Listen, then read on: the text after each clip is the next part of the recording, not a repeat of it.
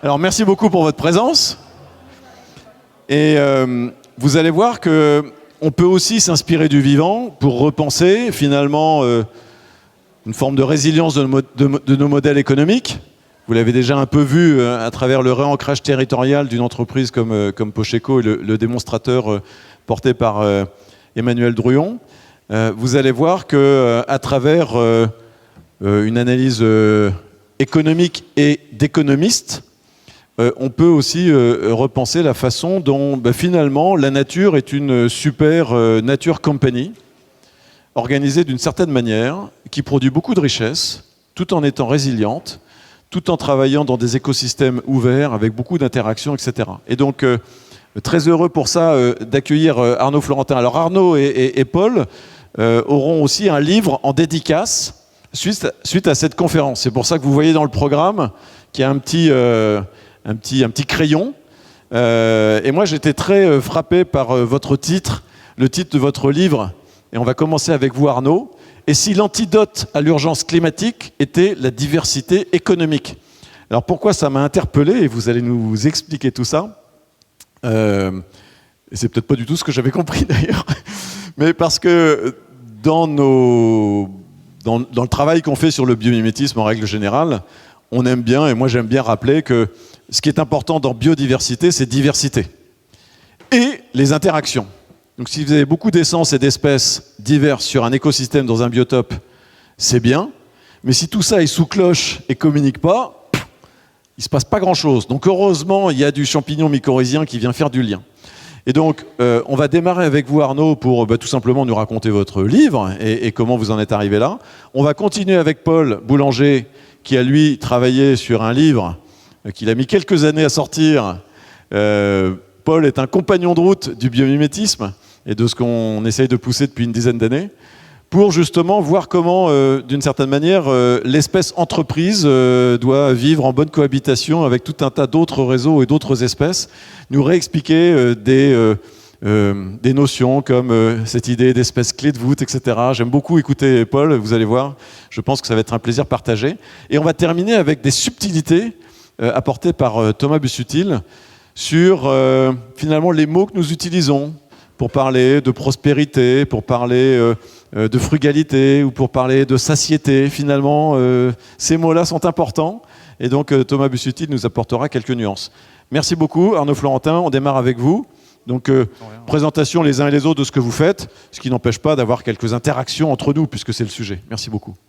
Merci Alain. Bonjour à tous. Alors, je reste assis. Hein. Ouais. Juste pour voir ce que je projette.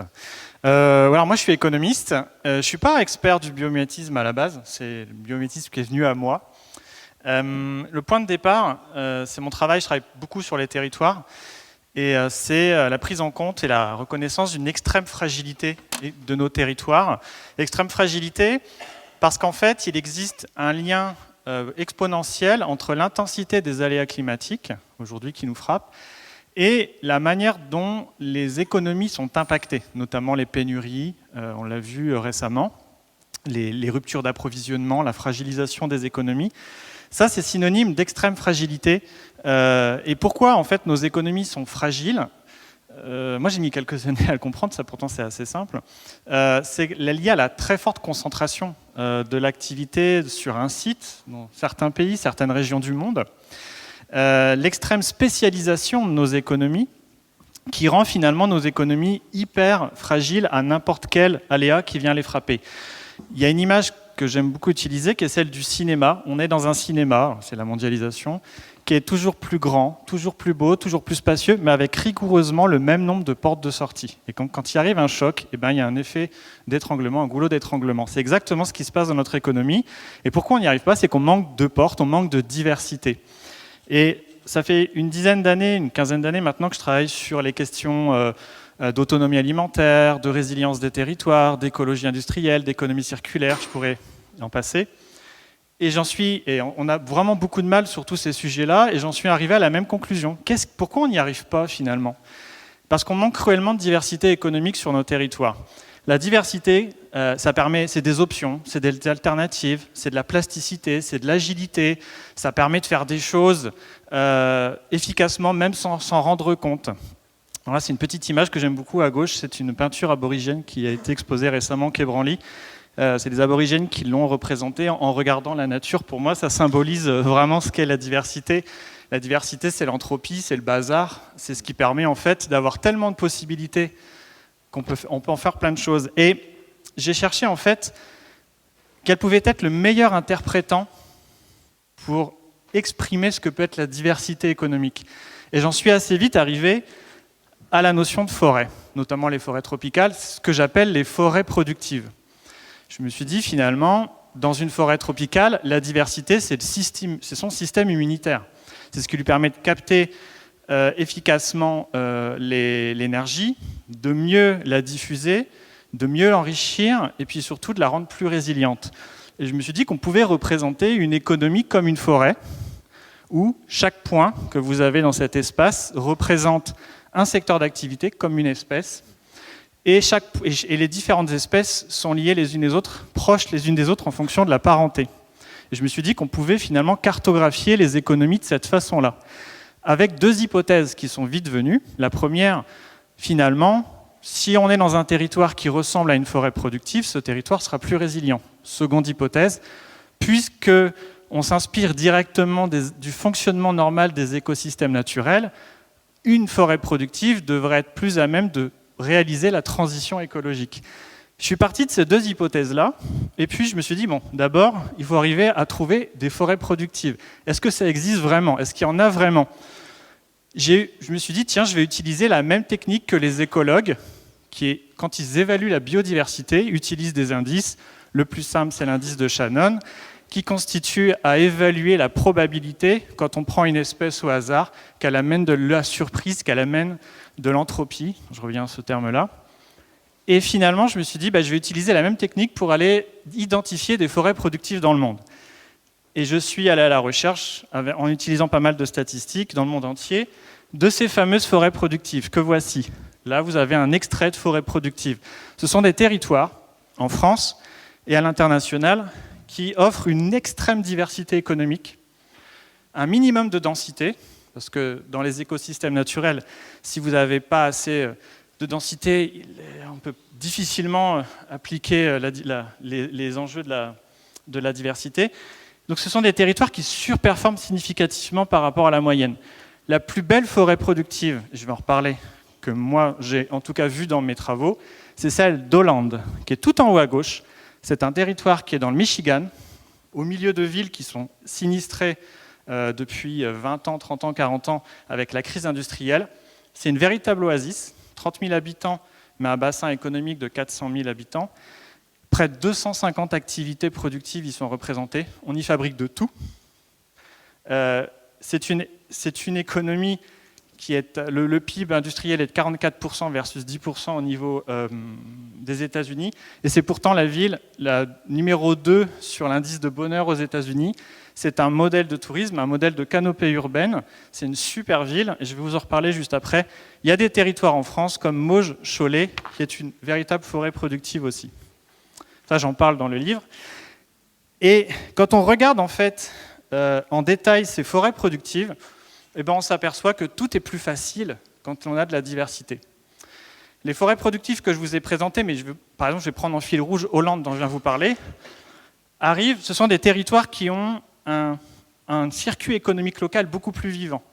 Ce que moi j'appelle un effet flipper. C'est-à-dire que vous injectez des richesses extérieures, mais on va être capable de jouer au flipper longtemps, de garder la bille le plus longtemps possible dans le flipper. Les territoires, les forêts productives, sont des territoires qui ont un vrai localisme économique. Ce sont des territoires qui arrivent à faire davantage de sobriété foncière. On en parle beaucoup.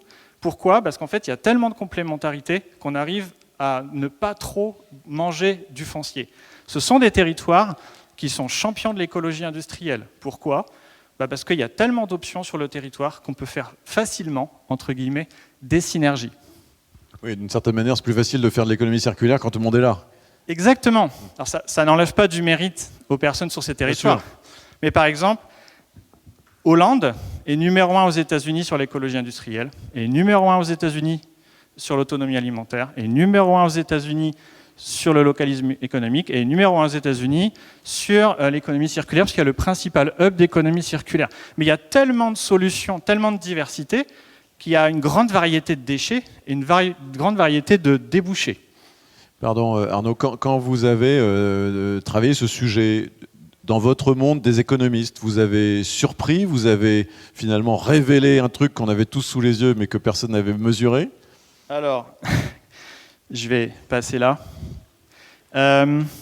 Alors ça, c'est pas que le monde des économistes, parce que je pense que au lycée, la première loi économique qu'on nous a tous apprise, c'est la spécialisation des territoires. La spécialisation économique, Ricardo, Smith, la main invisible. L'idée que, en fait, il est toujours préférable de se spécialiser dans un secteur où on est bon et de laisser les autres qui ont un avantage comparatif dans d'autres secteurs gérer cette production. Et finalement, d'organiser les échanges de cette façon-là.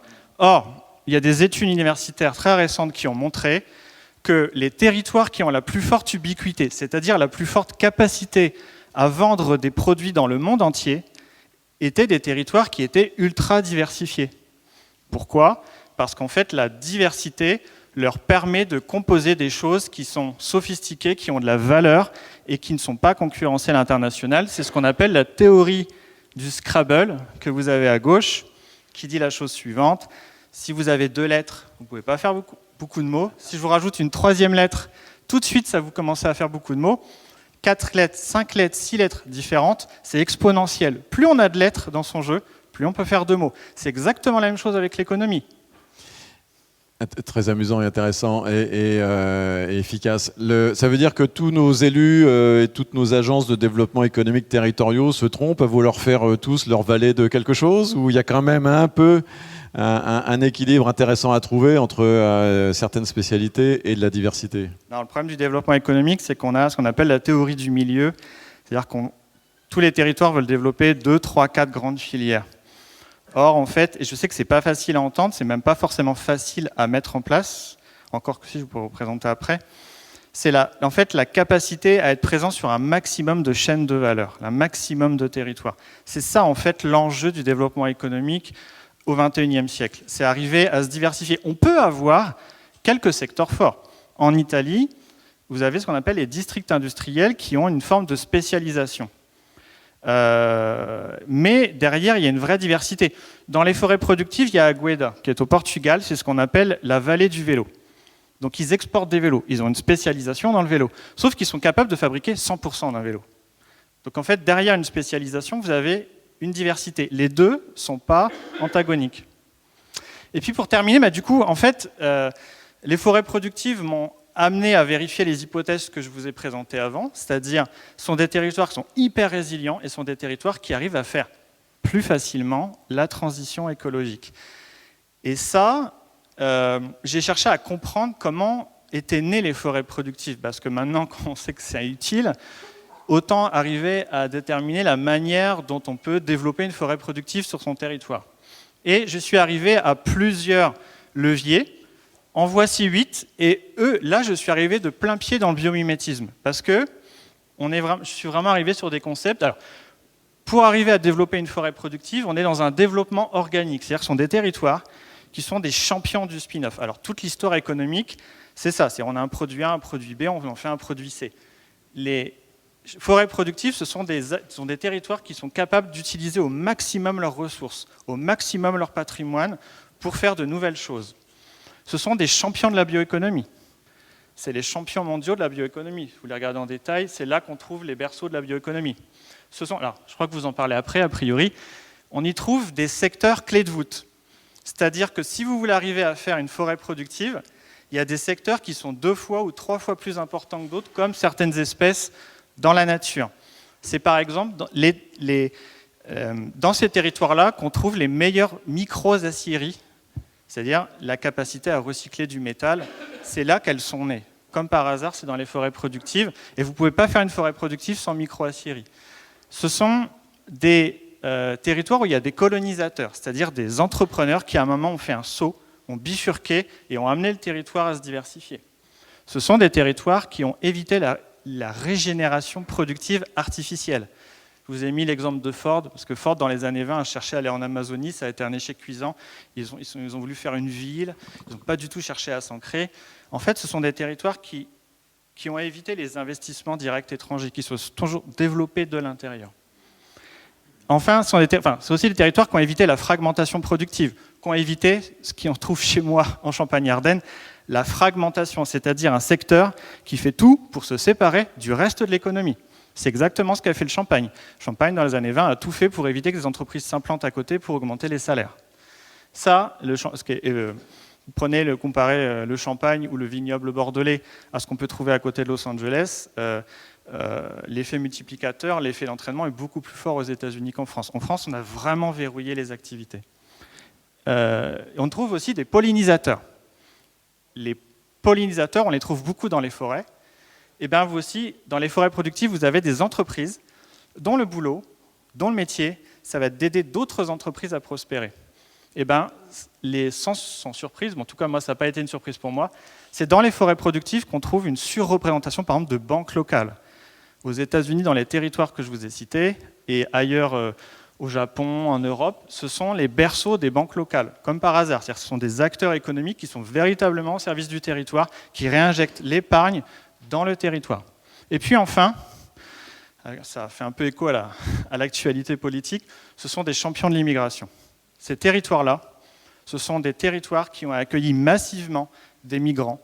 Et les migrants, beaucoup d'études le montrent aujourd'hui, c'est un outil énorme de diversification économique.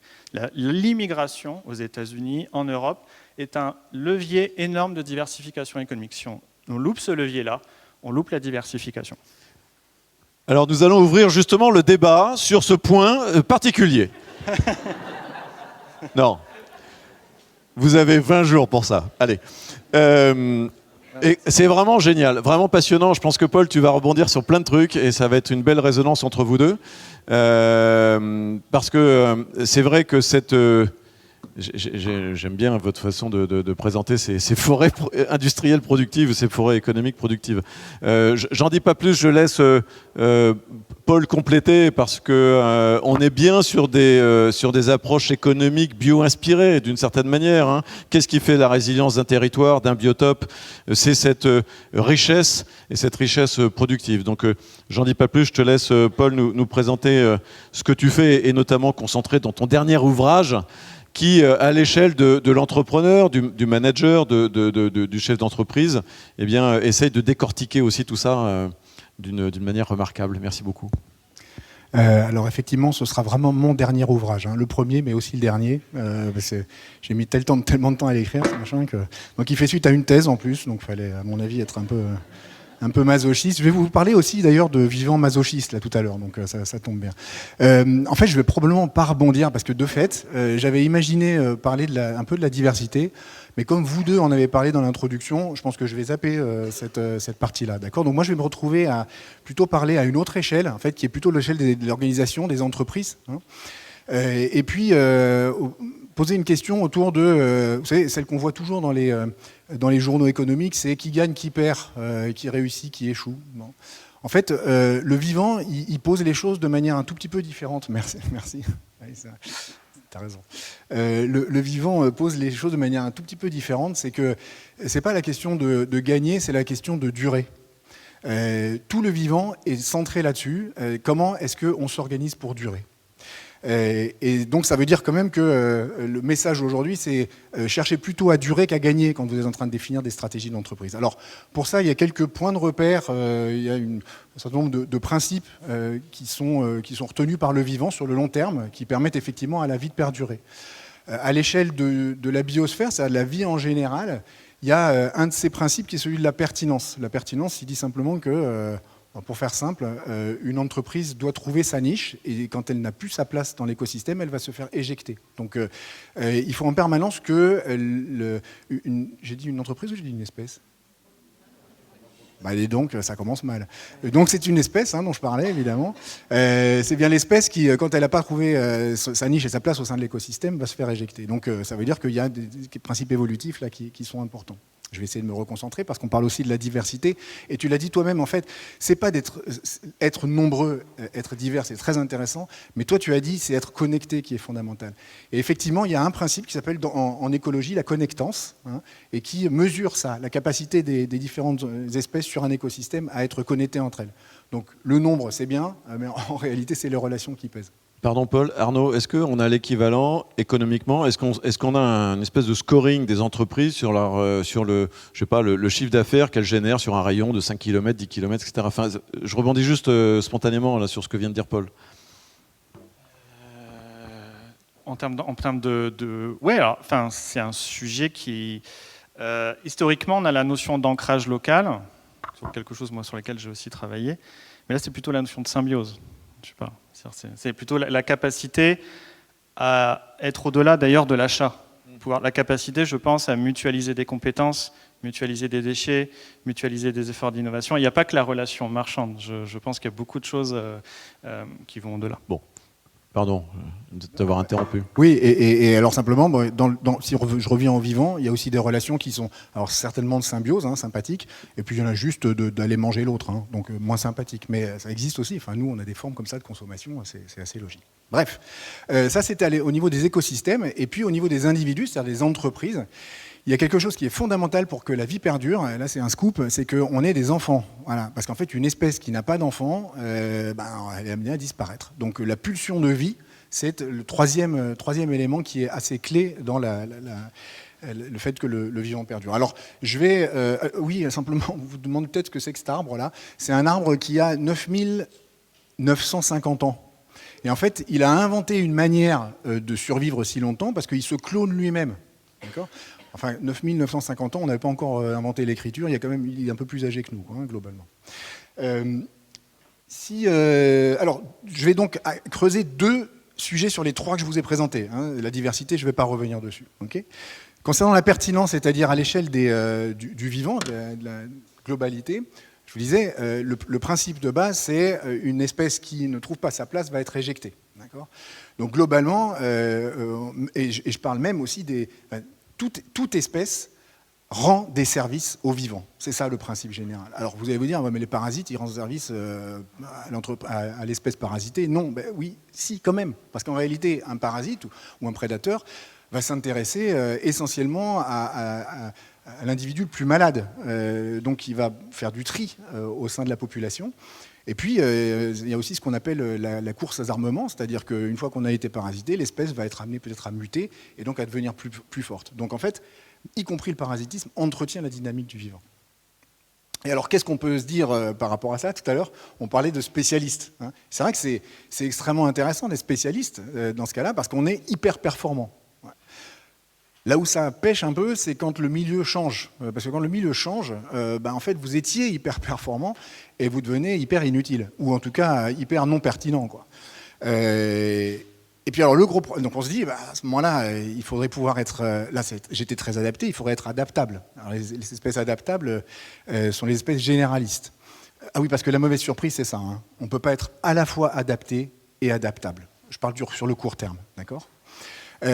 Donc soit on est adapté, je disais, spécialiste, soit on est adaptable, généraliste. Le problème des généralistes, alors eux, ils peuvent avoir recours à plein de solutions, mais sont des gens qui interviennent plutôt en second rang. C'est-à-dire que d'abord, les spécialistes viennent se servir, passent à table, et puis les généralistes prennent les restes. Donc c'est pas complètement top non plus. Alors on se demande s'il ne pourrait pas y avoir éventuellement une voie du milieu. Il y en a une. Ça s'appelle les espèces, c'est ce qu'on appelle les espèces plastiques, hein, donc qui ont une forme de plasticité phénotypique en l'occurrence. Bon. Et là, on se dit, génial, en fait, le vivant, il a inventé le truc, le 2 en 1, voire le 3 en 1. Alors, donc tout le monde devrait être plastique. Sauf en fait, c'est plutôt des choses qu'on ne rencontre pas beaucoup dans le vivant, les espèces plastiques, parce que c'est extrêmement coûteux d'être plastique.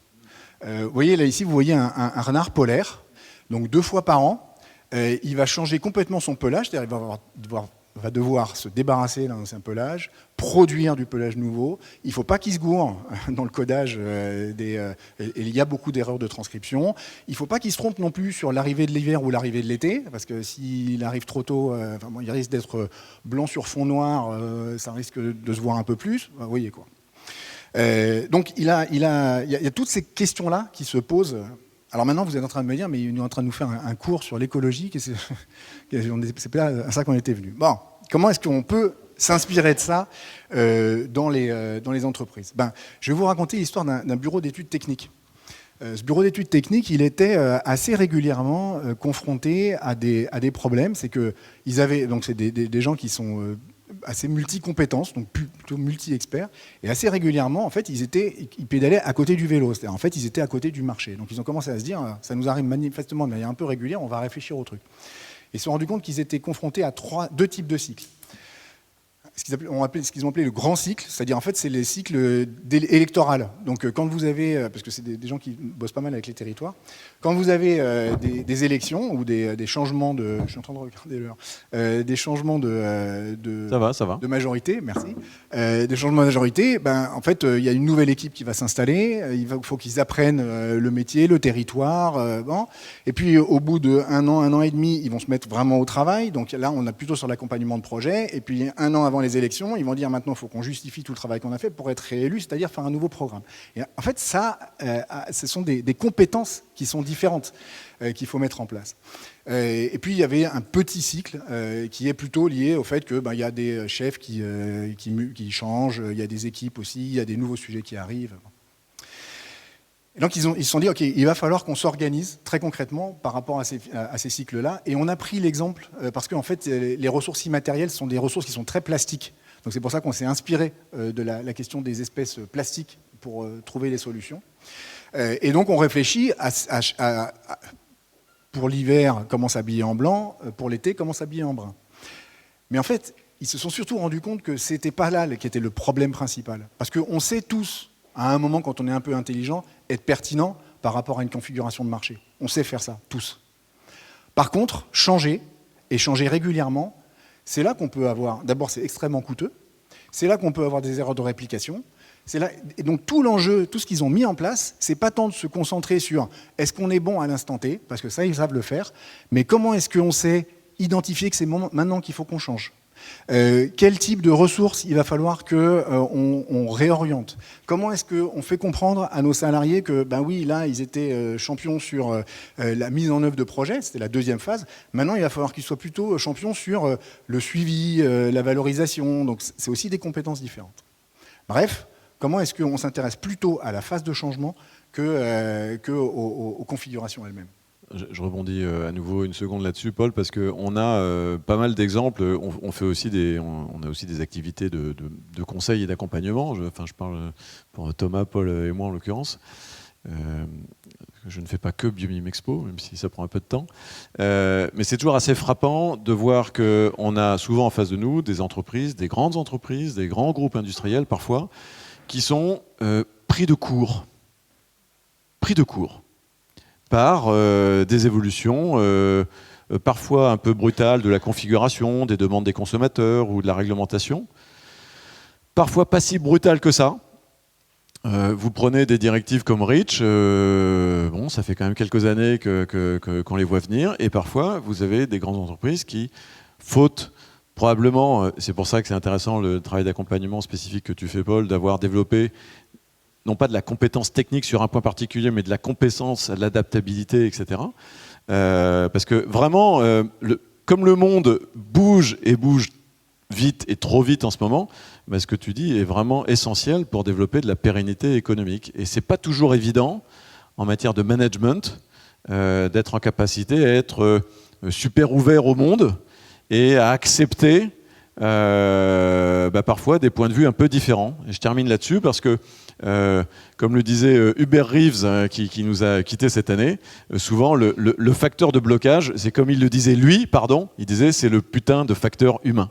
Et donc le facteur humain, c'est aussi un élément essentiel pour être en capacité d'adaptation. C'est pas que de la technique, l'adaptation. Alors c'est le facteur bloquant, mais c'est aussi le facteur moteur. Hein. Ouais. J'avais dit que j'en parlerais pas, donc j'en parle pas. Juste la question de la connectance qui était particulièrement intéressante. Maintenant, le deuxième point, c'est sur la notion de transmission. Je vous ai dit 3 principes, c'est bon. Le dernier principe, c'est à l'échelle donc des individus, des espèces. Je vous disais, effectivement, une espèce qui n'a pas été programmée pour avoir une descendance va s'éteindre. Voilà. Donc en fait, on est programmé d'abord pour avoir une descendance. Ce qui peut aller jusqu'au sacrifice de soi. Hein. Dans l'espèce humaine, on le voit. On pense que ça a une haute valeur morale. Il s'avère qu'on est quand même aussi des animaux, hein, des mammifères, certes évolués, et en fait, probablement que c'est dicté par d'autres choses, hein, le sacrifice qu'on va mettre en place. Et ça s'explique très bien si on s'intéresse à une théorie qui s'appelle la théorie du gène égoïste. En fait, ça inverse un peu la manière de voir le monde. C'est-à-dire, vous savez, en particulier dans les sociétés occidentales assez égocentrées, on pense que nous sommes l'alpha et l'oméga. Enfin, je suis l'alpha et l'oméga, le parangon de l'aboutissement de l'évolution. D'accord ? Et puis vous aussi, et vous aussi, et vous aussi. Mais en fait, on ne sert à rien, on est juste des prétextes. Ce que nous dit la théorie du gène égoïste, c'est que nous ne sommes que des véhicules d'un pool génétique qui, par tous les moyens possibles et imaginables, va chercher à perdurer. Et donc c'est pour ça qu'à un moment, il va vous dire, écoute, ton enfant risque de mourir, là, sacrifie-toi. Et on le fait, bien volontiers. Encore une fois, on ne le fait pas pour des raisons morales, on le fait juste parce que, en tant que mammifère, on est poussé à le faire. Et alors ça amène à avoir des comportements parfois un peu aberrants. Vous avez ici une photo d'un paon. Alors en plus, j'en ai croisé un ce matin, je me suis rendu compte qu'il ne faisait pas seulement la roue, il faisait beaucoup de bruit aussi. Hein. C'est très très bruyant un paon, hein, pour se faire remarquer. Mais pourquoi est-ce qu'il fait ça ? Parce que c'est complètement idiot. Reconnaissez-le, d'avoir une espèce de truc qui ne sert à rien, là, hein, mais qui est très beau, mais qui ne sert absolument à rien. Ça ne sert pas à Très voler. encombrant. C'est très encombrant. Alors, il faut savoir que quand même des études ont été faites qui fait que on se rend compte que ça n'améliore pas ni sa course ni son vol, mais ça ne le handicape pas non plus. Moi, je pensais que oui, mais en fait, non. Par contre, ce qui le handicape, et ce qui rend la chose très coûteuse, c'est le fait que, d'abord, tous les ans, comme il les perd à l'automne, il doit faire repousser le machin tous les ans. Donc, en termes de coût énergétique, c'est colossal. Et puis, une fois que le machin a repoussé, il met 2 fois plus de temps que n'importe quel oiseau en période de reproduction, parce qu'en période de reproduction, les oiseaux, les mâles en particulier, font très attention à leur apparence physique. Eh bien, il met 2 fois plus de temps qu'un autre volatile. Donc, ça veut dire que pendant qu'il est en train de faire ça, le renard ou n'importe quel autre copain peut arriver et il a donc plus de chances de se faire croquer. Donc on se dit, mais c'est complètement aberrant. En fait, non, c'est pas aberrant. Et en particulier pour un certain nombre d'espèces qui vont avoir peu de descendance. Quand vous avez peu de descendance, vous avez intérêt à ne pas vous tromper, hein, le jour où vous choisissez votre partenaire. Ouais. Et donc en fait, c'est ça l'histoire. C'est que quand Madame Pan se dit, c'est le moment, et c'est l'année, elle va pouvoir aller regarder un peu ce qui se passe autour d'elle. Et lui, c'est ce qu'on appelle le principe du handicap. Il a développé une telle énergie à faire ce qu'il a fait là, qu'il ne peut pas mentir en fait. Donc en fait, ça va vraiment retraduire son état de santé, son patrimoine génétique et probablement aussi sa capacité à être papa-pan, mais je ne suis pas très bien certain ça. Voilà. Alors, maintenant, tu voulais me... Vas-y, on te laisse terminer. Maintenant, comment ça peut se déployer à l'intérieur de l'entreprise, cette affaire-là ? En fait, à l'intérieur de l'entreprise, passer d'une génération à l'autre, ça correspond à reconfigurer des ressources stratégiques. En fait, c'est comme si vous passiez d'une phase stratégique à une autre. Vous voyez, c'est un plan d'action stratégique, une configuration, enfin, comme vous voulez. Ouais. Et souvent, dans ces phases-là, où on va faire des reconfigurations stratégiques, il y a pas mal de ressources internes qu'on reconfigure, mais on va aussi aller chercher des ressources à l'extérieur. Et à ce moment-là, ça vaut la peine, quand on va chercher des ressources à l'extérieur, d'avoir la stratégie du pan femelle. Parce qu'on va aller regarder qui est capable de faire la roue. Et est-ce que l'entreprise ou la ressource qui est capable de faire la roue, elle fait une roue suffisamment belle pour me montrer qu'effectivement, c'est une structure qui est en bonne santé, c'est-à-dire que ces ressources stratégiques que je vais intégrer ou avec lesquelles je vais m'associer sont effectivement de très bonne qualité. Ouais. Et ça a été, c'est quelque chose sur lequel on a travaillé avec un fonds d'investissement éthique. En fait, le fonds d'investissement éthique, le problème qui se posait pour lui, c'était comment est-ce que je suis sûr que l'entreprise que j'ai en face n'est pas en train de me la faire à l'envers, c'est-à-dire d'avoir construit un truc de greenwashing, d'avoir éventuellement obtenu des jolis diplômes, mais ce n'est pas dans le cœur de son ADN de faire de la transformation, de son engagement. Et on a réfléchi à, finalement, qu'est-ce qui est très coûteux de développer pour une entreprise comme signe extérieur d'un engagement réel en faveur du développement durable. Ben, on est tombé, par exemple, ils ont donc fait leur grille, une nouvelle grille de lecture, en fait, alors, ils n'ont pas tout abandonné le reste, hein. Évidemment, les due diligence financières, c'est toujours important. Mais ils ont rajouté un certain nombre de critères, comme par exemple la question de la formation. Alors, pas la formation professionnelle pour être meilleur dans son métier au quotidien, non. C'est la formation pour vraiment faire de l'empouvoirment pour les salariés. Comment est-ce que l'entreprise s'engage pour faire en sorte que ses salariés grandissent et que peut-être que son retour sur investissement en termes de formation sera dans 2, 3 ans, voire jamais si le salarié la quitte avant. Comment est-ce qu'il a développé en termes de coopération aussi, des modes d'engagement où on va mettre en partage, par exemple, des ressources matérielles ou immatérielles. Bref, c'est comment est-ce que sur le long terme, cette entreprise-là montre qu'elle est dans la coopération avec toutes ses parties prenantes. Le sacrifice de certaines activités, par exemple, même si elles sont encore rentables, ça fait partie. Alors oui, alors t'as raison. C'est pas complètement le sacrifice de certaines activités, c'est-à-dire que ça c'est plutôt, là, ça aurait pu être ça. Hein, là, ça n'a pas été retenu, pardon. Mais en termes de critères d'achat, par exemple. C'est pas seulement le sourcing responsable, c'est est-ce qu'ils ont été capables, dans le passé, de basculer d'un mode de sourcing classique à quelque chose qui finalement leur a coûté plus cher. Ou alors ils ont dû réorganiser leur process industriel. Voilà. Ça, c'est des preuves d'engagement. Et juste pour retenir ça, c'est que, en fait, là, le principe, c'est beaucoup plus d'avoir la preuve sur le long terme que le label sur le court terme. C'est ça qu'ils sont en train de construire. Alors voilà, j'ai cherché à vous donner un petit aperçu de ces. Ça, ce sont les 9 principes sur lesquels on s'appuie, et je vois les yeux qui se plissent, donc ils sont absolument invisibles de loin. Voilà. Mais les 9 principes sur lesquels on s'appuie, qui sont vraiment des principes sourcés dans la science. Qu'est-ce qui rend, par exemple, on parlait de résilience tout à l'heure, ce qui rend un écosystème, donc un système auto-organisé résilient, sont 3 facteurs. C'est effectivement la diversité, mais c'est aussi la capacité d'apprentissage et l'auto-organisation. Voilà. Et ça, c'est la science et les sciences sociales notamment qui le disent. Donc voilà, je voulais vous donner un peu ça, mais ce que je voulais aussi partager, pour finir, c'est la posture que nous, on doit avoir en tant que biomiméticiens et les responsabilités qu'on porte. D'abord, c'est se rappeler qu'on ne peut pas comparer tout et n'importe quoi, ou avec n'importe quoi. D'accord ? Une entreprise, ça ne peut pas être un corps. Parce qu'une entreprise peut se séparer d'une BU, d'une business unit, d'une activité, etc. Si vous perdez votre foi, ça va être compliqué à plus de 48 heures. Donc en fait, on ne peut pas comparer une entreprise à un corps. Il y a des choses qu'on ne peut pas comparer. Deuxième chose, c'est qu'une comparaison, elle est toujours partielle. Donc on ne peut pas juste récupérer un principe intéressant chez un individu ou dans un écosystème et puis faire fi du reste. En fait, il y a des choses qui ont été sélectionnées par le vivant, mais on éclaire un certain aspect.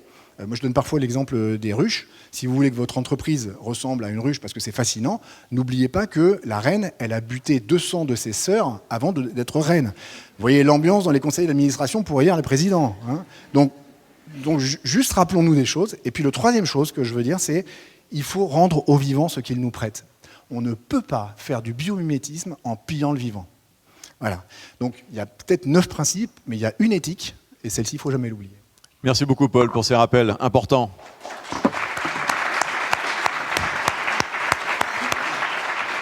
C'est pour ça que le biomimétisme qui nous anime, c'est celui au service de l'homme et du vivant. Et que c'est évidemment une démarche win-win, on a tout intérêt. Merci beaucoup, Thomas Busuttil, d'être là pour nous apporter quelques éclairages complémentaires et notamment un peu sémantiques, parce que je sais que tu es sensible aux mots. On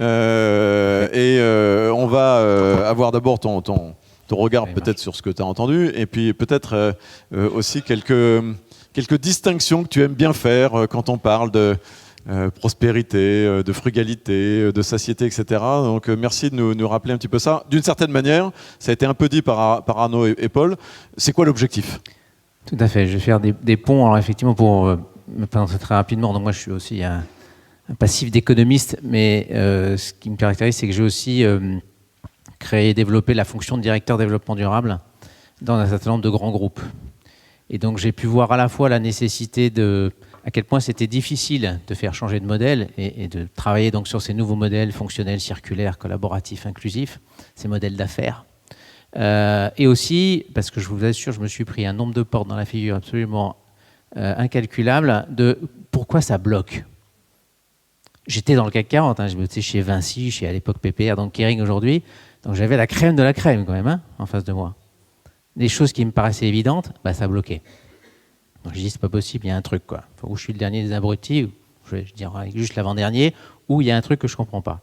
Et donc c'est là où j'ai fait la connaissance de Jacques Fradin, qui est un neurocognitiviste, voilà, qui est plus médiatisé, qui est Sébastien Beller, que vous connaissez peut-être sur le bug humain, mais qui a travaillé sur les mêmes choses, c'est-à-dire nos modes mentaux, et qui m'a dit bah, la première chose, Thomas, il faut que tu comprennes, c'est que physiologiquement, on n'est pas fait pour changer. Ah, bon, et alors malheureusement, je ne vais pas vous faire un exposé sur les neurosciences, je n'ai pas le temps, mais justement, ça renvoie à ce qui a été dit sur, on parle beaucoup de sobriété, alors on en a parlé. Et évidemment, il faut bien la garder, et ce que nous enseigne le vivant, c'est que le vivant, on a pris l'exemple des diatomées tout à l'heure en introduction, ils font du verre à froid, alors que nous, il nous faut 1400 à 2000 degrés pour faire du verre. Donc évidemment, le vivant peut nous donner tout un tas de leçons sur la façon d'être sobre. Mais cette sobriété, elle marche pour concevoir, pour produire, pour post-consommer, mais ça ne marche pas pour consommer. Et c'est ça que nous disent les neurosciences. C'est que, pourquoi ça ne marche pas? Parce qu'on est sous ce qu'on peut appeler la contrainte cognitive. Le meilleur exemple que je peux vous donner, c'est les régimes alimentaires. Alors, il y a un groupe de recherche qui a gardé le sens de l'humour, qui s'appelle le groupe de recherche sur l'obésité et le surpoids, ça fait le gros, qui a travaillé sur cette notion-là avec donc, des neuroscientifiques qui sont spécialisés sur la nutrition. Quand vous faites un régime, dans 85% des cas, ça va marcher. Hein, on est juste avant l'été, là, vite, il faut perdre quelques kilos. Sauf que 2 ans plus tard, 95% d'entre vous aura non seulement repris le poids qu'il a perdu, mais légèrement augmenté. Donc en fait, vous faites ça, et la courbe, elle monte, donc c'est d'autant plus déprimant. Pourquoi? Parce que vous êtes en contrainte cognitive. D'accord? Et donc, déjà la première réflexion que je voulais partager avec vous, c'est que si on veut à la fois concevoir et produire avec sobriété, pour préserver justement les ressources et le vivant, il faut aussi savoir consommer avec satiété, pour répondre à nos besoins. D'ailleurs, les anglo-saxons, qui sont un peu plus malins que nous, comme toujours, ne parlent pas de sobriety, au sens du sevrage, notamment du sevrage alcoolique, donc de la contrainte, il revient, mais de sufficiency. C'est-à-dire, c'est quoi nos justes besoins. D'accord? Et ça, c'est aussi ça, ce premier distinguo à faire. Alors, effectivement, les amis, je vous laisse en autogestion. Non? Ah bon? Okay. À plus tard. Je vais essayer d'être, du coup, de m'auto-gérer. Vous m'engueulerez si je suis trop long.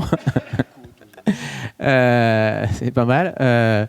Donc voilà, cette notion de sobriété et satiété, alors je ne vais pas me faire avec des copains au ministère de l'écologie qui parlent que de sobriété, mais non, la sobriété, il faut y mêler aussi cette notion de satiété sur cette dimension de consommation. D'accord?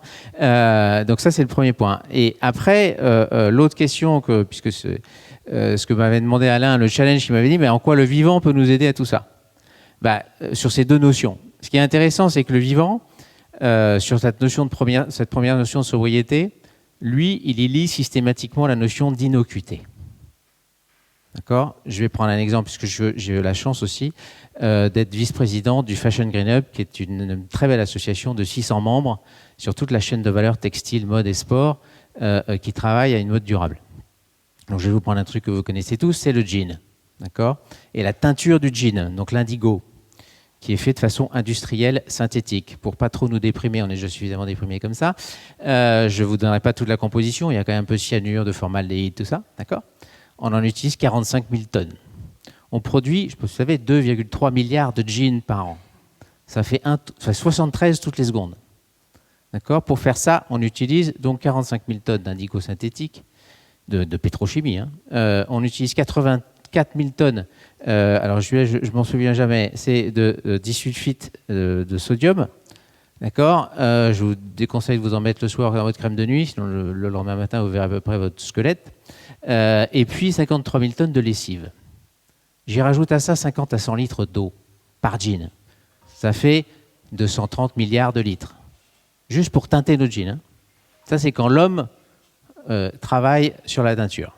Voilà ce que ça donne. Ça fait 100 000 piscines olympiques. Hein. J'ai fait le calcul rapidement. D'eau. Juste pour teinter nos jeans, qu'on se met tous sur nos... Voilà. Sur nous. D'accord? Que fait la nature, le vivant, par rapport à quand elle travaille, elle, dans cette sobriété? Elle prend de la lumière et elle la transforme par photosynthèse en pigment. Le premier pigment, vous connaissez tous, celui qui est tout autour de nous, là, c'est la chlorophylle. Il est vert. D'accord ? Mais en fait, quand les feuilles arrêtent à l'automne, parce que la chlorophylle, en fait, la couleur masque les autres couleurs, les autres pigments. Mais vous avez, après des pigments, des carotinoïdes, le lycopène, le bêta-carotène, qui est jaune. Donc quand, au printemps, les feuilles arrêtent d'avoir de la chlorophylle, elles deviennent jaunes. C'est la carotinoïde qui est contenue dans la feuille, mais qui ne se voit pas. Et ensuite, ça devient rouge. C'est les anthocyanes, les flavonoïdes, qui servent aussi pour des jeunes érables, par exemple. La feuille qui est rouge tout de suite, elle n'attend pas l'automne.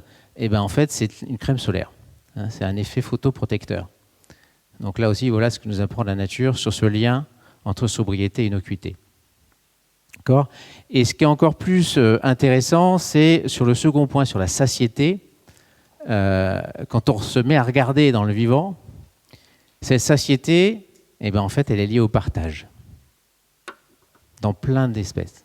Alors déjà, la satiété, quand même, juste petit point avant, la satiété dans la nature, je ne sais pas si vous avez remarqué, mais il n'y a pas d'animaux obèses. Les seuls animaux obèses qu'il y a, ce sont nos chiens et nos chats. Merci pour l'anthropomorphisme sur nos addictions, notre société addictive. Et on a la même épidémie d'obésité chez les chiens et chats que chez les humains. Dans la nature, il n'y a pas d'obèse, sauf nécessité physiologique d'une baleine qui va se faire 10 000 km pour aller à l'autre bout de la Terre. Et à l'arrivée, elle ne sera pas obèse, je vous le garantis. D'accord ? Donc, ça veut dire que le vivant est naturel, intrinsèquement à satiété. Et ce n'est pas pour autant chiant. Un chimpanzé, il utilise 350 espèces d'aliments. Il ingère, il consomme 350 types d'aliments. Je ne sais pas si vous savez, nous, combien on en consomme. 50 à 70. Et encore, il y en a qui c'est 3, c'est pâtes, pizza et coca, d'accord ? Bon, mais si j'essaie d'avoir un régime un peu diversifié, on parlait de diversité, c'est 50 à 70. Fabrice Desjours, je ne sais pas si certains d'entre vous le connaissent, qui est un type absolument génial. Tapez forêt gourmande, allez voir ce que c'est. Il a passé son temps à aller chercher des graines tout autour de la Terre. Il estime qu'on a entre 5 et 7 000 espèces de plantes comestibles. Voilà, donc on pourrait peut-être là aussi diversifier notre alimentation. Et donc, ça, c'est sur cette partie satiété. Et donc, ce que voit aussi, ce que nous montre le vivant, c'est qu'on lie ça au partage. Alors, on le partage de plusieurs façons. C'est ça peut être prévenir. C'est le fameux fais pas ci, fais pas ça à table. Là, c'est à table. Donc là, il y a plein d'espèces, donc les chimpanzés justement, qui vont prévenir leurs congénères ou leurs semblables qu'ils ont une zone où il y a ils sont sur un arbre où il y a plein de fruits. Ça peut être des éléphants en Namibie qui vont, vous savez, qu'ils peuvent sentir. Ils ont un odorat absolument extraordinaire. Ils peuvent sentir là où il y a de l'eau.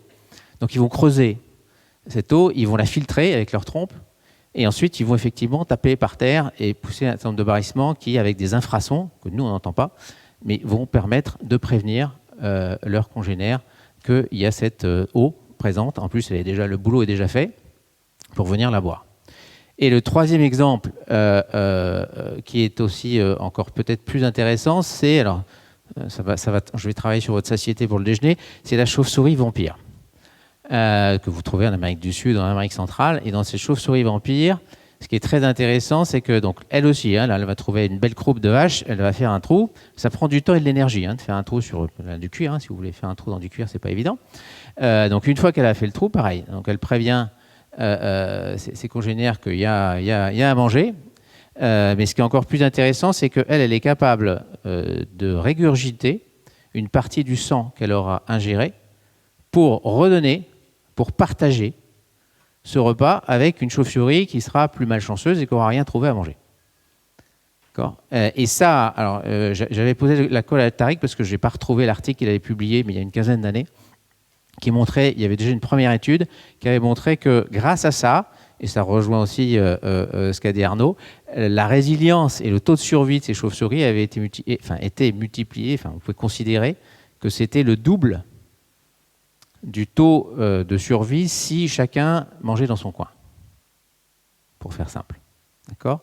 Et ce qui est encore plus intéressant, c'est qu'il y a une dernière étude qui a montré que ces chauves-souris sont conscientes que plus elles partagent, plus elles ont un réseau social étendu, parce qu'elles auront donné à de plus en plus de chauves-souris autour d'elles, plus elles auront elles-mêmes les chances de survivre dans ce don contre don qu'elles font, voilà, de façon intrinsèque. Donc vous voyez que là, c'est aussi intéressant de dire non seulement il faut distinguer sobriété de la satiété sur la consommation, mais que quand on regarde le vivant, il nous dit bah attends, sobriété, innocuité, zéro impact, et satiété, ben, c'est le partage. Et donc, l'équation magique, si je puis dire, que nous propose le vivant, elle est assez simple. C'est sobriété plus innocuité fois satiété plus partage égale un monde équilibré. D'accord ? Un monde frugal, un monde sobre en ressources, en énergie. On l'a vu, un monde circulaire, il n'y a pas de gaspillage. Hein. Dans un écosystème forestier, c'est zéro déchet. Hein. D'accord ? C'est un monde équilibré parce qu'on est en homéostasie dans les échanges avec le vivant, mais aussi dans l'échange avec nous-mêmes. Hein. C'est vrai que vous prenez notre petite planète ou votre microbiote intestinal, on peut faire exactement les mêmes comparaisons, pareil sur la diversité, sur tout ce qui a été dit. Donc ça, c'est aussi un point très, très intéressant, d'avoir ce monde équilibré. Et puis, et c'est last but not least, parce que je parlais des mots et je pense qu'il faut qu'on se remette en cause, surtout dans les temps actuels, sur notre capacité à donner envie, à changer de comportement. Donc, et c'est là où c'est important, ces mots, et de comprendre comment fonctionne notre cerveau. Et de se mettre dans un mode mental qu'on appelle le mode mental adaptatif ou le mode mental préfrontal. Hein. Il y a le mode mental automatique qui est derrière, là, c'est notre cerveau antédiluvien, si je puis dire. Et puis le cerveau préfrontal qui est notre mode mental adaptatif. Et c'est ça qu'il faut qu'on aille chercher. Un, pour accepter de changer, premier point. Et deux, pour travailler à ce changement. D'accord ? Et donc, par rapport à ça, ce qui est important, c'est que vous voyez bien que quand vous vous mettez en satiété plutôt qu'en sobriété, vous vous mettez dans une quête, dans un cheminement qui est épanouissant. Et j'irais jusqu'à dire voluptueux. C'est plutôt sympa comme mot, ça, voluptueux. Pourquoi ? Parce que c'est multisensoriel. Moi, j'ai fait l'expérience justement par rapport à... J'ai perdu 11 kilos depuis 4 ans et j'en ai pas repris parce que j'ai changé mon régime alimentaire. Ça m'a amené à découvrir tout un tas de choses, à redécouvrir le goût des aliments, à découvrir les épices et pouvoir partager d'ailleurs des recettes par rapport à ça. D'accord ? Donc, je pense qu'il faut voir ça aussi comme cette vision positive, voilà, de cheminement épanouissant. Et juste dernier mot, justement, de ce que ça change dans tout ça, c'est qu'on passe du renoncement, et là aussi, on est dans des notions de contraintes cognitives sur le renoncer à. Alors, il y a peut-être le deuil par rapport à un monde passé, il faut réinventer autre chose, mais il faut réinventer. Et donc, on passe du renoncement à l'accomplissement, à la fois de soi et l'accomplissement des autres et de notre planète et de notre rapport au vivant. Et mentalement, on est là. On n'est pas là. Et ça change tout. Et c'est ce que nous disent les neurosciences. Voilà.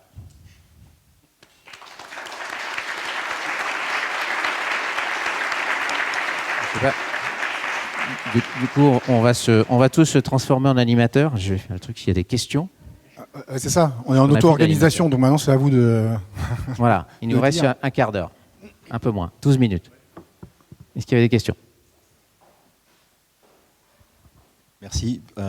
Alors j'ai une question un peu générale parce qu'effectivement le titre de l'intervention c'est performance économique et performance globale. Ça me dérange un petit peu quand on parle de satiété ou d'économie ou de monde où on doit faire attention parce qu'on est toujours dans la dimension de croissance économique. D'ailleurs, le 8e engagement des 17 objectifs du développement durable, c'est quand même la croissance économique. Et ça me pose un problème parce que c'est antinomique avec ce que l'on doit apprendre de la nature, à mon sens. Alors, tu veux répondre ? Je répondrai après. Vas-y. Bon, il y a une vraie question de est-ce que effectivement on peut passer par une croissance économique immatérielle, d'accord ? Ou est-ce qu'on est obligé aussi de toute façon de passer par les deux ? En fait, ce sera un peu les deux, certainement. Par contre, il y a quand même une recherche possible d'aller effectivement vers de la consommation de davantage, consommation entre guillemets, davantage d'immatériel, ou de découpler l'usage, donc le bénéfice qu'un produit ou n'importe quel produit peut délivrer, de le découpler du nombre de produits que je vais consommer. Donc c'est l'économie, la fonctionnalité, pour faire court. Ouais. Il y a des clés. mais vous avez entièrement raison. D'abord, le mythe de la croissance, il va falloir qu'on... Et puis après, quel type de croissance, pour faire quoi? Ouais, là aussi, j'avais envie de répondre tout à fait par rapport à Paul. On travaille tous les deux sur l'économie de la fonctionnalité, notamment. Donc, c'est pour ça qu'on connaît bien cette idée d'immatériel et comment vous passez d'une vision produit à une vision solution, c'est-à-dire produit plus service. Et vous essayez de pousser au maximum sur la vision servicielle, parce que plus vous êtes sur la vision servicielle, plus votre empreinte est légère. Alors, c'est pas idéal, mais c'est quand même mieux. D'accord? Et du coup, c'est aussi un point très important que vous amenez, c'est de dire à un patron, si vous lui dites on va travailler sur la baisse de ton activité, ben vous vous faites virer, hein, ça, puis ok, on va te rappeler, hein, mais excuse-moi, j'ai du boulot là. D'accord? Si vous lui dites, attends, on va pas travailler sur la baisse de ton activité, on va travailler à changer la nature de ton activité. Là, c'est différent. Et on va réinventer des choses. Ça va être des trucs super, ça va être des opportunités business, ça va être des façons de te différencier par rapport à tes concurrents. Là, je pense qu'on a plus de chances d'être écouté. Ouais, juste pour compléter, je pense que la nature peut apporter, quand on parle de croissance, on parle de PIB, c'est une notion d'expansion. C'est comment on augmente la taille du gâteau. C'est ça en fait le PIB. Ce que la nature apporte, moi je trouve, et notamment l'approche par la diversification, c'est la notion de développement. C'est pas la même chose. La notion d'expansion, c'est comment on augmente la taille du gâteau. Le gâteau, c'est quels ingrédients on va y mettre. Ils peuvent peut-être faire la même taille ou pas. C'est ça, en fait, il faut qu'on passe d'une notion où on étend à une notion de développement. Et moi, je milite beaucoup pour que... Bon, moi, je ne suis pas forcément contre le fait qu'on mette à la poubelle le PIB. C'est un indicateur qui permet de montrer si le gâteau, il augmente ou pas. Moi, je suis intervenu dans certains pays en voie de développement. Je trouve pour eux, le PIB est important, la notion de prospérité. Mais avoir, par exemple, des indicateurs de diversité économique, ça me paraît important. Vous avez des pays qui, avec un même niveau de prospérité, n'ont pas le même niveau de diversité. Et quand on vient les voir 20 ans, 30 ans après, on s'aperçoit que celui qui avait de la diversité a réussi à faire aussi plus de PIB, plus d'expansion. Donc en fait, c'est aussi ça, je pense, qu'il faut avoir en tête. Alors, est-ce qu'il y a d'autres questions? Oui. Il faut être adaptable, hein, il paraît. Désolé, je vous fais courir. Alors moi, il y a une question qui me trotte dans la tête là, depuis un petit moment en vous écoutant, c'est que pour faire allusion au PFH, le putain de facteur humain, dont parlait Alain, allez, ça fait aussi écho à l'actualité. Les élections se gagnent ou se perdent, comme disait un conseiller de Clinton, sur l'économie. It's the economy stupid. Simplement, il y a deux choses, deux pulsions dans le facteur humain. Il y a l'envie, le désir, et il y a la peur. Et comment on passe de l'un à l'autre? Aujourd'hui, on voit que c'est plutôt la peur du déclassement, la peur d'une certaine incertitude. De quoi on peut raisonnablement avoir envie et comment on peut redonner cette envie par rapport aux enjeux économiques?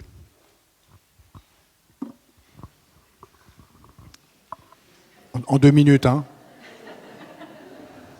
Merci Emmanuel, pas de problème. Non, en fait, ou alors on le résout en collectif, c'est une bonne idée ça. Il y a quand même une petite chose, c'est qu'en fait, on a 300 000 ans. Mais nous, à titre individuel, on n'a toujours pas compris qu'on avait inventé le frigidaire et que donc il y a tout un tas de peurs en fait et qu'on a inventé la société et que ma foi, normalement, n'importe quelle espèce, vous la mettez dans le métro aux heures de pointe, c'est un bain de sang, quoi. Et nous, on arrive encore à dire ah ben, excusez-moi, pardon, vous voyez. Donc en réalité, il y a un truc que nous, il y a des choses qu'on n'a pas encore complètement comprises. Le métro, on a compris, on a quand même créé et on fait société, mais il y a plein de peurs en fait, moi je pense, qui renvoient à des choses très très anciennes, très archaïques. Et chaque fois qu'on appuie sur ce bouton-là, tu parlais de politique, donc suivez mon regard. Chaque fois qu'on appuie sur le bouton peur archaïque, ça marche. Donc comment effectivement on remplace la peur par le désir? Ça par contre, je pense que c'est... Alors, Thomas donnait quelques pistes. Hein, je vais compléter. Et peut-être tu peux compléter. Vas-y. Non mais vas-y, finis. C'est bon en fait. Oui, alors... Pardon. Pour compléter, encore une fois, je renvoie aux neurosciences et à ces modes mentaux. Et moi, ce que je fais avec Jacques Fradin, c'est que depuis plusieurs années, on travaille à développer des méthodes, ce qu'on peut appeler d'ergonomie cognitive. C'est-à-dire des méthodologies qui vont permettre de faciliter ce passage du mode mental automatique au mode mental adaptatif. Aux différentes étapes d'une stratégie, hein, quand on travaille sur une innovation produit ou autre, l'idée c'est de dire, voilà, déjà pour enlever les repères, hein, première phase, si on veut monter haut dans l'innovation, Il faut arriver à dézinguer tous les stéréotypes, tous les préjugés, voilà. Donc expliquer là aussi les biais cognitifs, qu'est-ce que ça veut dire, en quoi ils nous sont utiles, mais en quoi ils peuvent être des dangers. Et derrière, comment on peut sortir, alors là j'ai pas le temps, hein, mais on peut en discuter après, mais donc on a travaillé sur des exercices relativement simples, hein, c'est pas très compliqué, qui permettent cette facilitation pour que les gens se mettent dans le mode mental. Et on peut l'identifier, enfin on peut l'élargir au grand public, hein. Quand vous travaillez sur des techniques de nudge, alors, par exemple Yuka. Yuka, c'est un super nudge. Ce que moi j'appelle un nudge 2.0. C'est-à-dire que pourquoi c'est un nudge 2.0 ? Parce qu'il va ancrer des changements de comportement. Hein, Yuka, vous allez dire, je sais pas quoi, je vais de la crème glacée, je vais yuker ma crème glacée, je vais m'apercevoir que c'est plein de merde. Et puis je vais en faire 5, et je vais dire, tiens, celle-là, elle a 86 sur 100, alors que la première, elle avait 9 sur 100. Donc je dis, voilà, mais tiens, maintenant, crème glacée, donc déjà, je change mon comportement. 92% des gens reposent le produit s'il est rouge, hein, sur Yuka. Hein. Petite étude qu'ils ont fait. Hein, d'accord ? Donc quand on explique aux gens, il y a un changement de comportement. Ce qui est intéressant, c'est que Yuka, il dit, maintenant, j'ai commencé avec la crème glacée, je vais aller avec le bon jambon, sans nitrite. Je vais aller avec ma crème de nuit, dont je parlais tout à l'heure.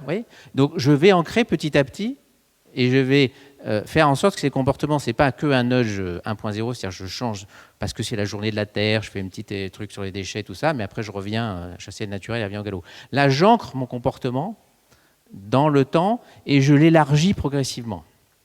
Et c'est là où j'ai ce changement de plus en plus profond de comportement, et plus j'arrive à être en profondeur, moins je vais avoir de chances de retourner en arrière. C'est ça qui est important.